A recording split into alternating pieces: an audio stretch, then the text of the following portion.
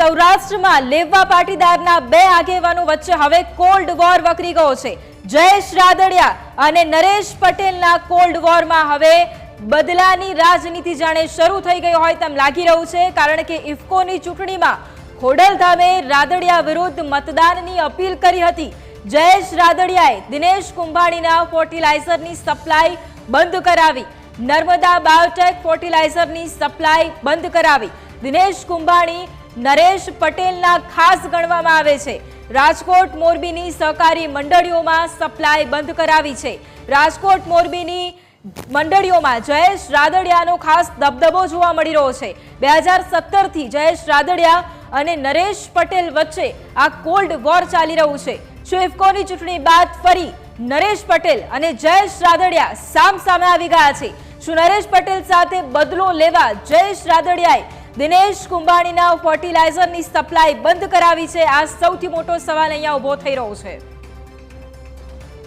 સંવાદદાતા ઋષિ અમારી સાથે લાઈવ છે આજ મુદ્દે। ઋષિ, સૌરાષ્ટ્રમાં ફરી એક વખત લેવા પાટીદારના આ બે મોટા ચહેરાઓ જયેશ રાદડિયા અને નરેશ પટેલ વચ્ચે હવે કોલ્ડ વોર જોવા મળી રહ્યું છે, અને ઇફકોની ચૂંટણી બાદ ફરી એક વખત આ કોલ્ડ વોર વધુ વકરે તેવી પણ શક્યતા। શું અપડેટ? હાલ સૌરાષ્ટ્રના બે સૌથી મોટા લેવા પાટીદારના દિગ્ગજો એટલે કે જયેશ રાદડિયા અને નરેશ પટેલ વચ્ચે કોલ્ડ વોરની જો વાત કરવામાં આવે તો વર્ષ 2017 થી આ કોલ્ડ વોર ચાલી રહ્યો છે। ખાસ કરીને ઇફકોની ચૂંટણી જ્યારે હતી ત્યારે એક ઓડિયો વાયરલ થયો હતો, જેમાં ખોડલધામના નામથી આ ઓડિયો વાયરલ હતો અને જયેશ રાદડિયાની વિરુદ્ધમાં મતદાનની વાત હતી।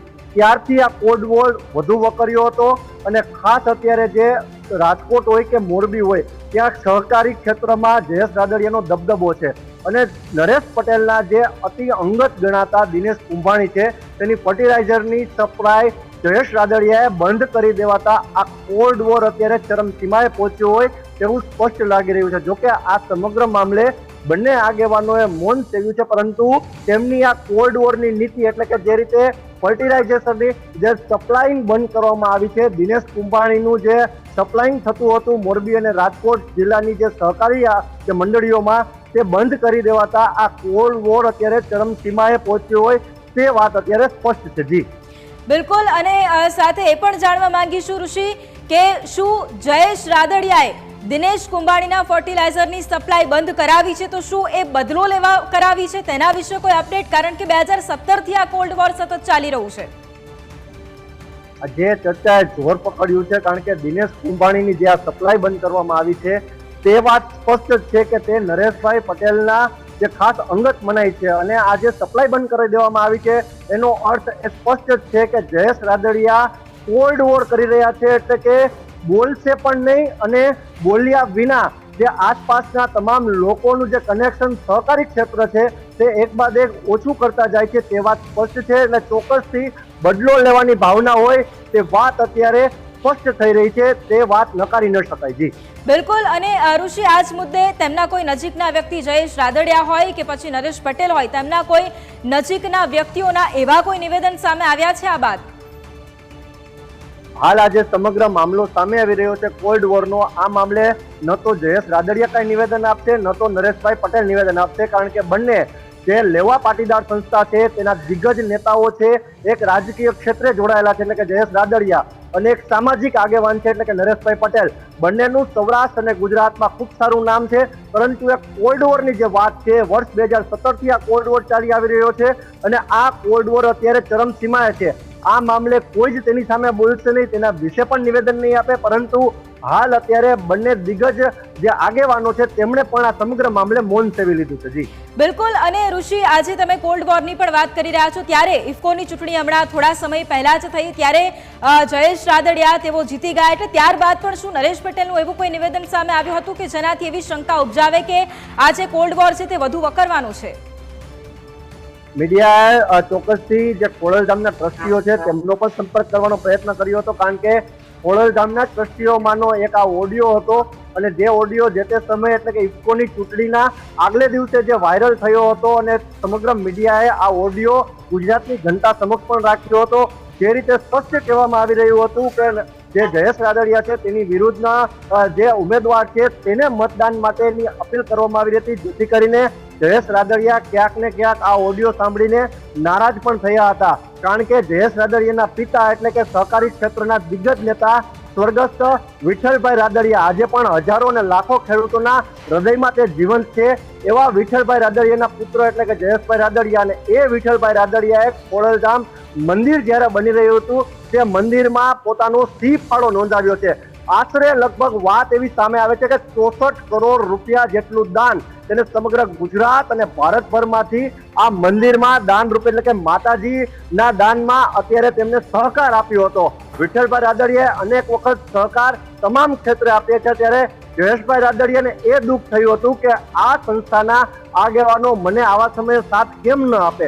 ત્યારે નરેશભાઈ પટેલથી તેઓ નારાજ હોય તેવું અત્યારે વાતાવરણ જોવા મળી રહ્યું છે. હાલ તો અત્યારે બંને આગેવાનોને જ્યારે પૂછવામાં આવશે ત્યારે તેઓ સ્પષ્ટ કહેશે કે આવી કોઈ જ વાત નથી, માત્ર અફવા છે. પરંતુ કોલ્ડ વોર જે રીતે સામે આવી રહ્યો છે તે વાત સ્પષ્ટ છે કે બંને આગેવાનો વચ્ચે વર્ષ 2017થી જે કોલ્ડ વોર ચાલી રહ્યો છે તે અત્યારે ચરમસીમાએ છે. જી બિલકુલ, ઋષિ સાથે મયુર પણ આપણી સાથે અત્યારે જોડાઈ ગયા છે, પોલિટિકલ એડિટર.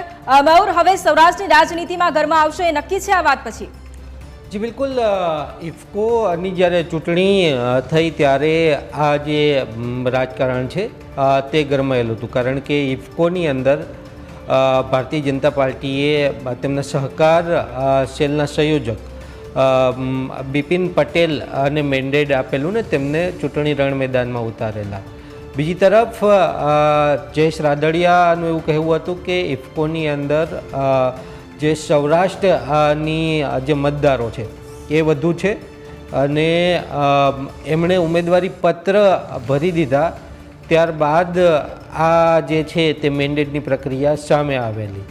દિલીપ સંઘાણીનો પણ જયેશ રાદડિયાને સાથ મળેલો, અને અંતે જે છે તે જે મતો જે જયેશ રાદડિયાને વધુ મળેલા ને તે ફરીથી ઇફકોના ડિરેક્ટર બનેલા.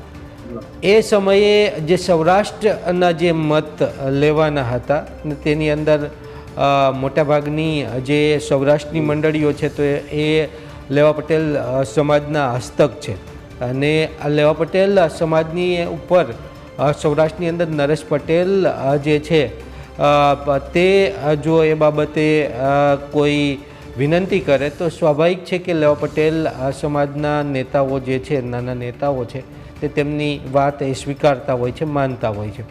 અને ઇફકોની ચૂંટણી દરમિયાન પણ આ જ ઘટના થઈ હતી. નરેશ પટેલે જે છે તે બિપિન પટેલને મદદ કરેલી હતી, અને એ જે મદદ કરેલી ત્યારબાદ ચૂંટણી થઈ, એની અંદર ચોક્કસ સૌરાષ્ટ્રના જે મતો હતા તે લેવાની અંદર બિપિન પટેલ સફળ પણ થયેલા હતા, પરંતુ દિલીપ સંઘાણી જે ઇફકોના ચેરમેન હતા તેમનું પણ જયેશ રાદડિયાને બેકઅપ હતું. સાથે જ રાજકોટની અંદર સૌથી મોટો જે મતદારોનો વર્ગ હતો તે પણ ઇફકોના જે મતદારો સૌથી વધુ ગુજરાતમાં છે તે રાજકોટના એ તે જયેશ રાદડિયાના હતા.